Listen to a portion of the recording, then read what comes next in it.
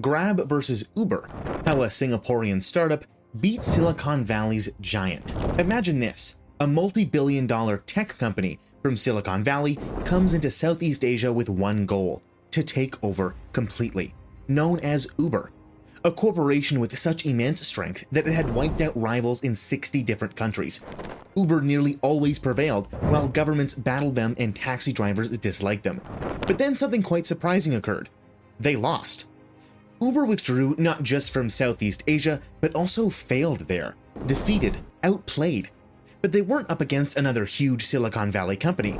Rather, a Singaporean scrappy startup named Grab brought them down. This isn't just a marketing tale. This is a tale of technology versus civilization, community against conceit, and an underdog that was so strong that it changed an entire business. This is the story of Grab doing the impossible. In the early 2010s, as smartphones changed the way people communicated and digital breakthroughs revolutionized businesses, urban transportation was on the cusp of transformation. Uber's bold claim to change the way people move around sent shockwaves through taxi companies around the world.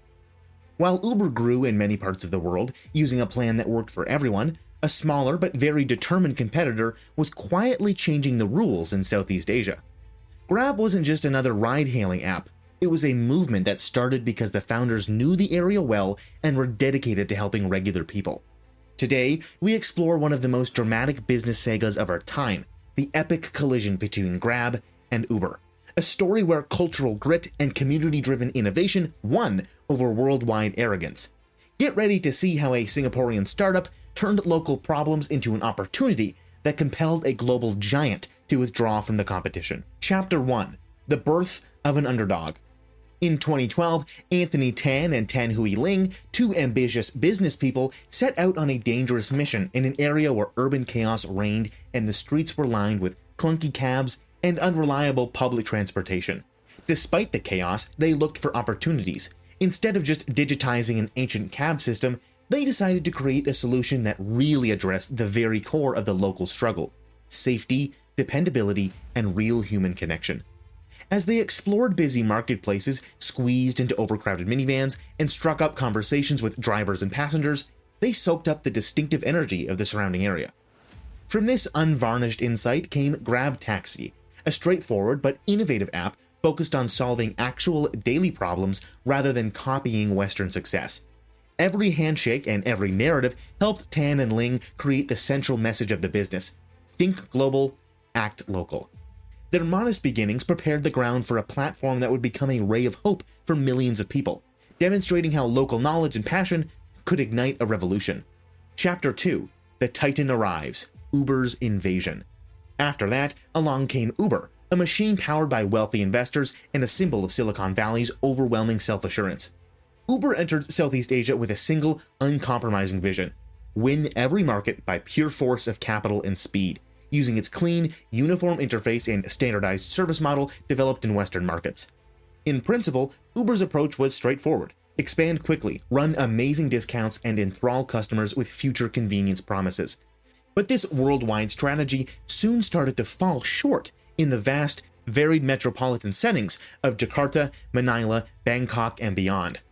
Local customs and economic reality collided with Uber's reliance on credit card payments and impersonal, cookie-cutter service.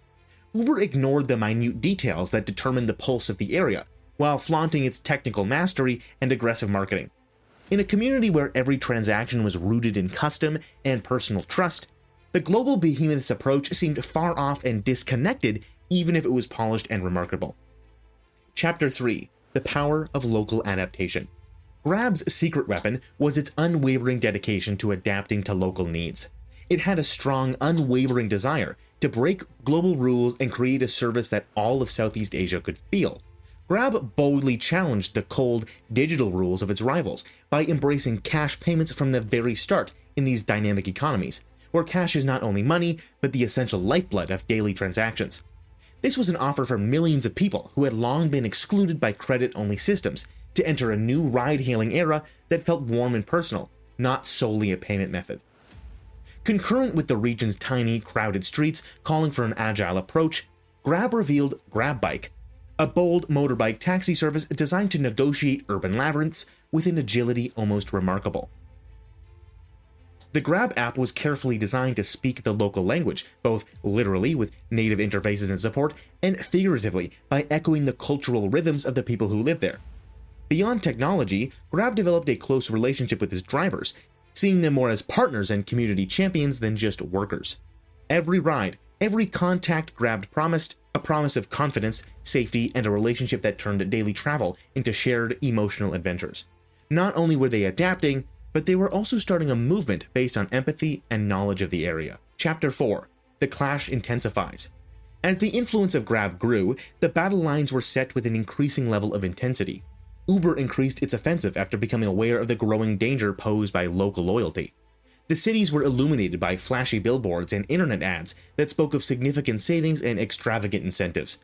Uber's marketing assault presented a future, flawless environment where ease and technology dominated. But there was a rising gap between the shiny surface and the real Southeast Asia, a model that was too perfect and couldn't capture the spirit of the region. Uber's impersonal interface felt harsh and unyielding in the bustling streets of Jakarta, Manila, and Bangkok. It was a strange concept in a region that relied on warmth and camaraderie at the time. While Uber put out a lot of expensive ads to try to get people to use their service, Grab was out in the field getting comments from real people.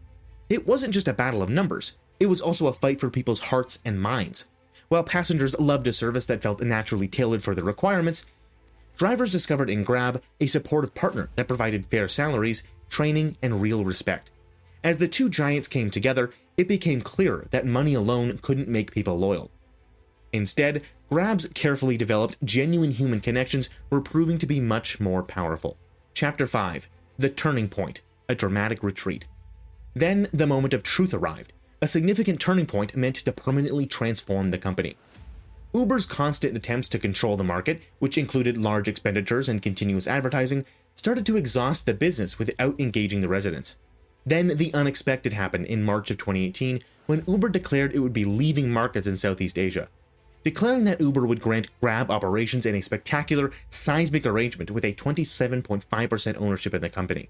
This decision was more than just a business one. It was a humble admission by a global giant that a one-size-fits-all answer would not work in a place with lots of cultural nuances and strong personal ties. A big change happened when Uber decided to pull back. Uber chose to concentrate on markets where its business model would be more suited, instead of keeping money and effort invested on a losing battle.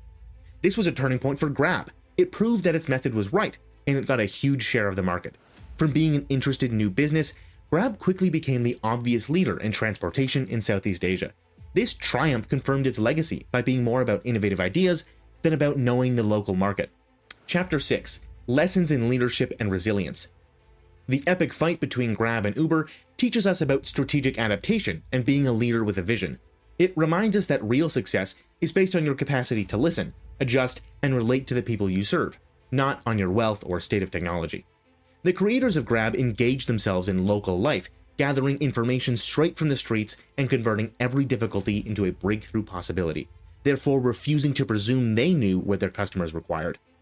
Grab changed what innovation meant in this setting by including cash payments and motorbike taxis, and by creating an app that talked directly to the local population. Uber's experience in Southeast Asia reminds us, however, that even worldwide behemoths can fail when they overlook the power of local detail.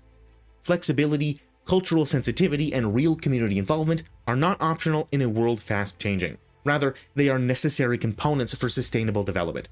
This story emphasizes a universal truth. Success blossoms when local authenticity is harmonized with global vision to produce answers that really speak to daily life.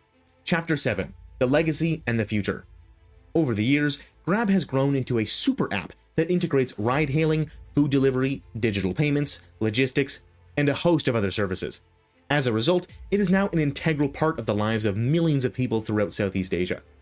Its explosive climb from a little taxi booking app to the powerhouse of the area is evidence of the transforming potential of local creativity and tenaciousness.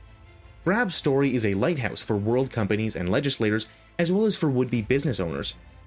It reminds us that really understanding the community you serve is the key to long-term success in a time of fast technical development. As new technologies like self-driving cars, AI, and smart cities come out, the lessons from the Grab Uber story are still clear. Combining cutting-edge technology with deep cultural understanding is the key to long-term success. The story of Grab will live on in the hearts and minds of aspiring entrepreneurs and will change the way companies think about going global.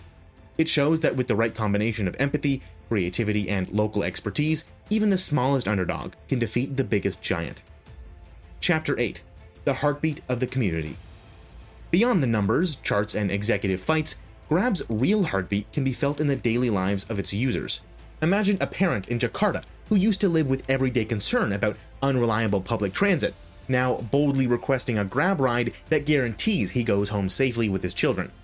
Imagine a young student in Manila whose nervous morning commute becomes a smooth trip because of an app that knows her language and meets her needs. These are not just stories, they are the living, breathing proof of a revolution that has enabled countless people and raised whole towns. Grab's human-oriented style has changed the definition of a ride. Every trip is a shared experience, a moment of connection where technology meets people, not only a transaction. Driven by fair pay and continuous assistance, drivers are no more perceived as faceless contractors, but rather as valued participants on a shared road towards a better future. Knowing that every journey is imbued with care and cultural awareness, passengers in turn experience safety and belonging. This is Grab's heartbeat, a legacy woven throughout the fabric of daily life that turns regular commutes into tales of hope, resiliency, and empowerment. It reminds us that events of real, long-lasting consequence can result from using technology to serve the human spirit. Outro. Nowadays, Grab isn't just the biggest ride-hailing app in Southeast Asia, it now qualifies as a mega app. From e-wallets to grocery deliveries and even financial services, Grab permeates everyday life. Uber's experience in Southeast Asia, meanwhile, turned into a warning story about their incapacity to change as they invaded fresh markets.